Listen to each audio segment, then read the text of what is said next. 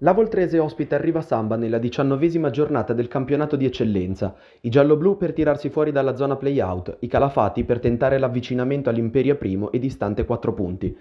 Dopo un quarto d'ora molto equilibrato di studio tra le due squadre, si fanno vedere prima Mancuso per la Voltrese con questo destro da fuori, poi Cusato al quarto d'ora per gli ospiti, ma a pallone alto.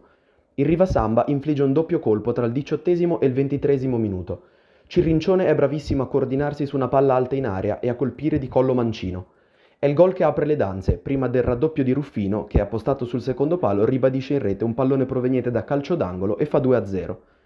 Alla mezz'ora Rovido calcia da fuori area, pallone parato bene dal portiere di casa Caruso. Un fallo di mano di Chiodi provoca il calcio di rigore che viene segnato incrociando a sinistra da Cusato.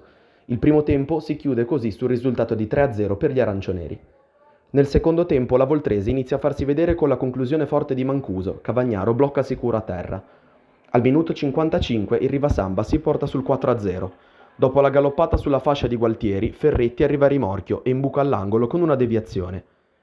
Calcio alto sulla traversa Matarozzi per i padroni di casa, che hanno una grande occasione per riaprire il match. Tosi viene atterrato in aria, si presenta dagli 11 metri Chiodi, che viene ipnotizzato da Cavagnaro. Alla mezz'ora il Rivasamba batte altri due colpi. Amato riconquista un pallone al limite dell'area e solo contro Caruso non sbaglia. Il gol che regola il risultato sul definitivo 6-0 è di Gualtieri, servito da uno scatenato Rovido. Rivasamba che rimane così in scia all'Imperia e sale a 36 lunghezze in classifica.